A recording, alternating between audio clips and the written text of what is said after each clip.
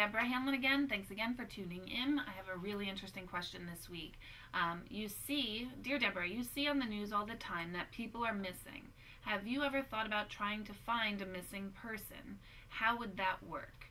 Actually, thank you, Jordan. I have actually tried to or worked on a few cases where there has been a missing person. One in particular was a local little boy named Mark. At that time, I happened to have a film crew who was following me to do a story on what I do in my life, and the following clips are from that whole experience.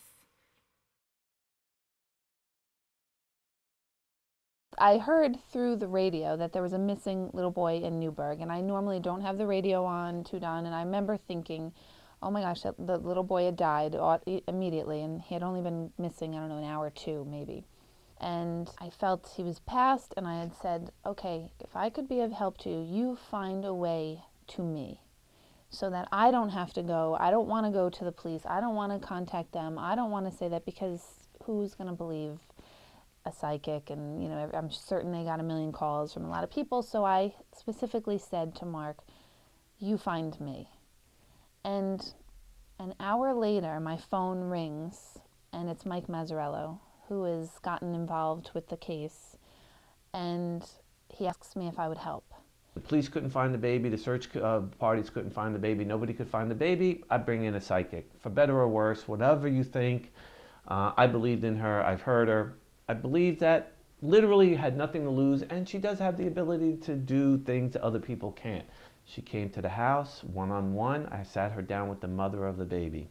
What was so surreal to me is I'm sitting here with this boy's mother who's going through this trauma, and here she is, he's coming through. I didn't really tell her at the time that I felt he had passed. Not when we were at the kitchen table, I didn't tell her, but I was trying to make sure that this person that I had was Mark, in fact. And there were certain things that kept coming up when I was sitting with her at the table that nobody else would have known, things about stuffed animals and hats that he wore and his personality. And I just tried to get a feel for the house and everybody living in the house and the dynamics of the house, and everything kind of really became clear to me that yes, he was passed, yes, who had done this. Mike and I got in the car after I sat with the mother just to see the general area. I felt very strongly about a few things. One being that he was in the area, that he was not far, where everybody thought that because they had a lot of people and dogs and things looking around, I still felt like he was almost basically right around the corner. I also felt like a lot of people kept going towards the river, and I kept not getting the river at all, which was throwing me off. He kept showing me a row of garages with a clearing and then a house. And the garages had graffiti on it, gray and white. And little did I know that the city of Newburgh has a lot of abandoned garages with graffiti on them. She kept getting these really strong vibes in a certain area. She kept making me stop the car, stop the car. I'll never forget for as long as I live, because it was, the horror of, oh my God, what if we do find this baby? Finally, when I did see the actual scene that he had shown me in my head, right in front of us on that one street, I said, it's right here. This is what he showed me, with the house and the dog that's outside and little clearing. After they found the baby, it turns out that Deborah literally brought me to the site. We were parked right on the sidewalk, and there was snow. We couldn't see anything. It was dark. I didn't get out of the car. I had to go. I then left her in the hands of a City of Newburgh police officer. Mike Mazzarello connected me with Officer Generose, and Officer Generose had to get permission from the city police department, which he did, to ride with me, to have me see if I could take him to certain places and see what comes up, which I thought was very, very good of the department of the City of Newburgh for even throwing that out there. An abduction like this, in the first 3 or 4 hours, a kid usually is killed. So I was hoping we'd find a little boy alive, but I didn't expect to. When I got in the car with John, he was very open, and I was concerned. I did not know who I was getting in with, and I thought, oh, he's probably thinking I'm some wacko psychic that thinks she knows something, and so. So I was very anxious having to meet with him, and it was really nice to know that he, he listens to me on Fox Radio. So that made me much more at ease and felt very comfortable to look around. When we first started, she said, I get this image of a stuffed monkey. I was like, what do you mean? So she's like, you know, a little stuffed animal a baby would have. I was like, okay. And then we were looking through the woods when we went to that area the first time. It's a backyard, it's overgrown. It's like maybe 400 square feet. But we go back there and I see a monkey. It's all dirty and wet. It's like, a monkey like this? And she's like, just like that.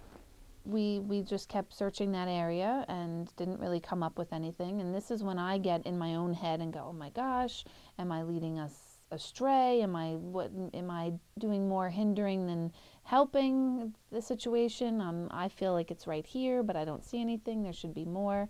You know, I don't do that style mediumship often, so it's not like I'm practiced in it. So I doubt myself so much, and I was going through that thinking, well, this is the area he's showing me, but what about it?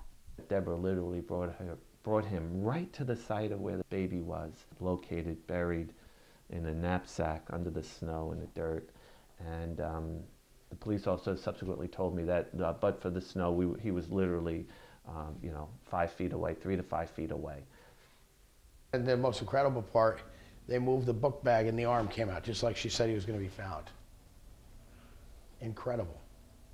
When they found Mark in that location, when I got that message, I literally felt all the blood drain out of my body, out of my face, and it's a very surreal thing on my end, because on one hand I was so happy that I was right, and then at the same time you feel really horrible for being happy about being right when this whole situation happened. When you're dealing with a homicide or a missing child, there was nothing to lose, and it turned out she was right.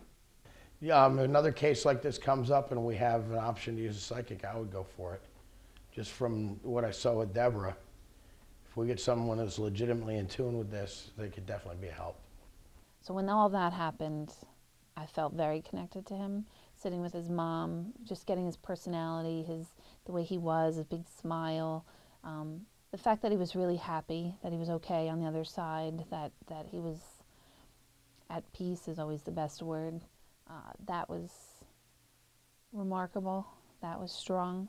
And the fact that he did bring me to that space, that's pretty amazing. I'm so grateful to him for knowing that he could sort of come to me and see if I could be of help.